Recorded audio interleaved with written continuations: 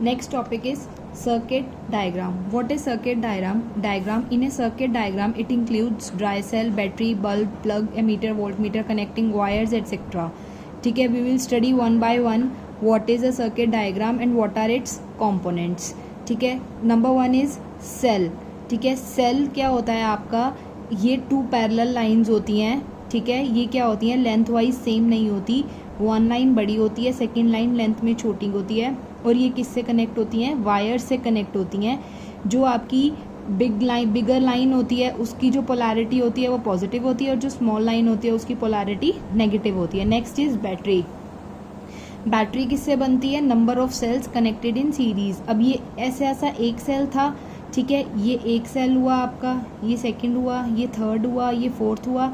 तो यानी बहुत सारे नंबर ऑफ सेल्स को जब हम सीरीज कनेक्शन में कनेक्ट कर देंगे, ये हम आगे पढ़ेंगे सीरीज कनेक्शन क्या होता है. ठीक है, तब उसको क्या नाम दे देते हैं हम, बैटरी का. नेक्स्ट इज प्लग की, दैट इज ओपन. ठीक है, लास्ट जो एक टॉपिक रह गया था सर्किट का वो भी इसी में कवर हो जाएगा. प्लग की कौन सी है, अब हमारे पास ओपन की है. ओपन की मतलब अब जब आपका फ़ैन है, ठीक है, जब आप इसको ऑफ रखते हो तो वो बंद रहता है. ठीक है, वो तो होता है आपका ओपन सर्किट.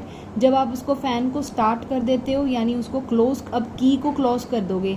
क्लोज मतलब अब आपने सपोज करो प्रेस लगाई. ठीक है, आपका सॉकेट के अंदर आपने स्विच जब तक नहीं डाला था वो ओपन सॉकेट था. जैसे ही सॉकेट के अंदर आपने स्विच डाल दिया, अब उसको क्लोज कर दिया तो वो कौन सा हो गया, क्लोज हो गया. अब आपकी क्लोज की हो गई. ऐसे ही हमारा क्या आता है, स्विच आता है. स्विचेस तो हमारे घर में नॉर्मल है, एक ओपन हो जाता है और एक क्लोज्ड हो जाता है.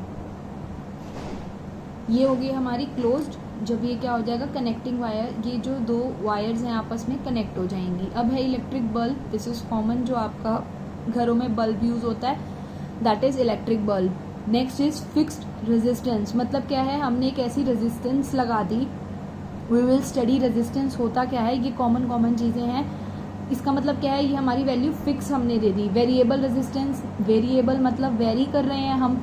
ठीक है, और वो जो वेरिएबल रेजिस्टेंस जिस डिवाइस से होता है उसको क्या कहते हैं, हम रियोस्टैट कहते हैं. ठीक है, हम रियोस्टैट की हेल्प से रेजिस्टेंस की वैल्यू को चेंज कर सकते हैं ताकि हम करंट की वैल्यू को चेंज कर सकें. Ammeter is used to measure current. Voltmeter is used for measure voltmeter. ऐसे ही गैल्वेनोमीटर होता है आपका. वायर्स होती हैं. ठीक है, विदाउट ज्वाइनिंग. ये क्या हो गया, अब आपकी सपोज एक वायर है, हमें उसके ऊपर से ही दूसरी वायर को लेके जाना है, तो इसमें ये कुछ ऐसा कनेक्शन होगा. ठीक है, ये ऐसे वायर है, मतलब ये आपस में एक दूसरे को टच नहीं कर रही हैं. अगर जॉइंट है, अब ये क्या है हमारी वायर. ठीक है, अब ये क्या आ गया हमारा, टच कर रही है, दैट मीन्स ज्वाइन है. अगर ये टच नहीं कर रही होगी, ऐसे कर्व आके उसके ऊपर से जाएगी, तो वो क्या हो जाएगी, without joining. Our next topic is Ohm's law. ठीक है, it is very important topic. Ohm's law क्या होता है, ये एक हमारे फिजिशियन साइंटिस्ट थे, साइमन ओम. इन्होंने क्या रिलेशन दिया था, इलेक्ट्रिक करंट और पोटेंशियल डिफरेंस के बीच में एक रिलेशन दिया था. ठीक है, the relation between electric current and potential difference is known as Ohm law. जो ओम्स लॉ, जो इलेक्ट्रिक करंट और पोटेंशियल डिफरेंस के बीच में हमने एक रिलेशन फाइंड आउट करेंगे, उसको क्या नाम दिया इन्होंने, ओम्स लॉ नाम दिया. ठीक है, अब हमें इन्होंने क्या बोला कि जो आपका इलेक्ट्रिक करंट होता है वो डायरेक्टली प्रोपोर्शनल होता है पोटेंशियल डिफरेंस के. इलेक्ट्रिक करंट को आई से मेजर करते हो, पोटेंशियल डिफरेंस को वी से मेजर करते हो. That means I is directly proportional to V. ठीक है, और we can say V is directly proportional to current I. ठीक है, जब ये प्रोपोर्शनैलिटी साइन हटाएंगे तो हमने क्या लगा लिया, एक आर लगा दिया. और ये क्या होता है, हमारा कॉन्स्टेंट ऑफ प्रोपोर्शनैलिटी होता है, जिसको हम क्या बोलते हैं, रेजिस्टेंस बोलते हैं.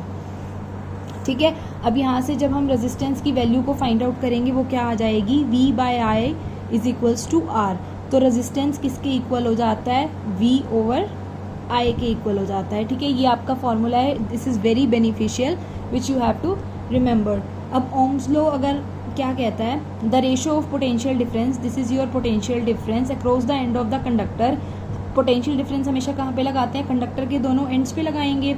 To the current flowing through it remains constant. ठीक है, मतलब इसका मतलब क्या हुआ, जो आपका पोटेंशियल डिफरेंस का वो रेशो और करंट का रेशो वो हमेशा क्या होना चाहिए, कांस्टेंट वैल्यू देना चाहिए. मतलब ये वेरी नहीं करना चाहिए. ठीक है, इन्होंने ये ग्राफ दिया था, V और I का ग्राफ दिया था. इसमें क्या बताया इन्होंने ये ग्राफ आपको क्या बता रहा है, एक स्ट्रेट लाइन बता रहा है, ठीक है। इसका मतलब क्या हुआ, जैसे जैसे करंट की वैल्यू आपकी इंक्रीज होएगी उसके साथ साथ ही आपकी पोटेंशियल की वैल्यू इंक्रीज होएगी। सपोज करंट की वैल्यू आई है तो वोल्टेज की वैल्यू भी आई हो गई, ऐसे इसकी वैल्यू 2 हो गई करंट की तो वोल्टेज की भी 2 वोल्ट हो गई, ठीक है। इसकी 3 एम्पियर्स हो गई तो वोल्टेज की भी 3। मीन्स क्या है आपका, ये एक लीनियर रिलेशन है, लीनियरली ये ग्राफ इंक्रीज कर रहा है, वी और आई ग्राफ, ठीक है। ये नेक्स्ट हमारा है एक्सपेरिमेंटल सेटअप है, ठीक है, कि हम इसको एक्सपेरिमेंटल हमने इसको कैसे देखा। एक्सपेरिमेंटली हम कैसे देखेंगे, हमने एक सर्किट तैयार किया, सर्किट में अब हमारी की है, बैटरी है, रियोस्टैट है, एमीटर है, वोल्ट मीटर है। एमीटर करंट की वैल्यू को मेजर करेगा, वोल्ट मीटर वोल्टेज को मेजर करेगा, ठीक है। हमने क्या लगा दिया, एक रेजिस्टेंस भी लगा दिया। और रियोस्टैट क्या करेगा, रियोस्टैट अभी हमने लास्ट में देखा था, ये क्या करता है, रेजिस्टेंस की वैल्यू को चेंज करता रहता है ताकि करंट की वैल्यू चेंज हो जाए, ठीक है। अब हम सबसे पहले हम क्या करेंगे, की के स्विच को ऑन करेंगे, हमारा करंट जाना स्टार्ट होगा, ठीक है। करंट जाना स्टार्ट होगा तो कुछ एमीटर में करंट की वैल्यू आएगी और रेजिस्टेंस की वजह से क्या आएगी, कुछ वोल्ट मीटर में वोल्टेज की वैल्यू आएगी। हमें क्या करनी है, इस रीडिंग को नोट कर लेना है, ठीक है। उसके बाद इस की को वापस प्लग आउट कर देना है, दोबारा से इसको प्लग इन करना है। रियोस्टैट की हेल्प से रेजिस्टेंस की वैल्यू चेंज करेंगे, बढ़ाएंगे। जैसे जैसे रेजिस्टेंस की वैल्यू को कम या ज़्यादा करेंगे उसके विद रिस्पेक्ट में आपकी जो करंट की वैल्यू है वो क्या होती जाएगी, कम या ज़्यादा होती जाएगी, ठीक है। अब ऐसे ही क्या करने हैं, आपने 5-6 रीडिंग्स नोट कर लेनी है। हर बार की को ऑफ करना है, की को ऑन करना है, ठीक है। रियोस्टैट की हेल्प से हमने रेजिस्टेंस की वैल्यू को चेंज करना है, एमीटर की वैल्यू लेनी है और वोल्ट मीटर की वैल्यू लेनी है। ये आपकी एक टेबल है, ठीक है। हमने इसमें ऑब्जर्वेशंस नोट करनी है। पहले फर्स्ट रीडिंग में क्या करना है, कुछ वोल्ट मीटर की वैल्यू आएगी, करंट की वैल्यू आएगी, V/I निकाल दो। ऐसे ही सेकंड, थर्ड, फोर्थ, फिफ्थ, ऐसे ही 6-7 रीडिंग्स लेके आपने ग्राफ प्लॉट करना है। जब आप ग्राफ प्लॉट करेंगे तो आप क्या देखेंगे कि जो आपका VI ग्राफ है वो क्या आएगा, आपका लीनियर ग्राफ आएगा। मीन्स जैसे जैसे आपकी करंट की वैल्यू इंक्रीज हो रही है वैसे वैसे आपकी वोल्टेज की भी वैल्यू इंक्रीज हो रही है, ठीक है। ये आपका कुछ लीनियर ग्राफ बन जाएगा। अब क्या है, इसमें हमें कुछ प्रिकॉशंस लेनी है।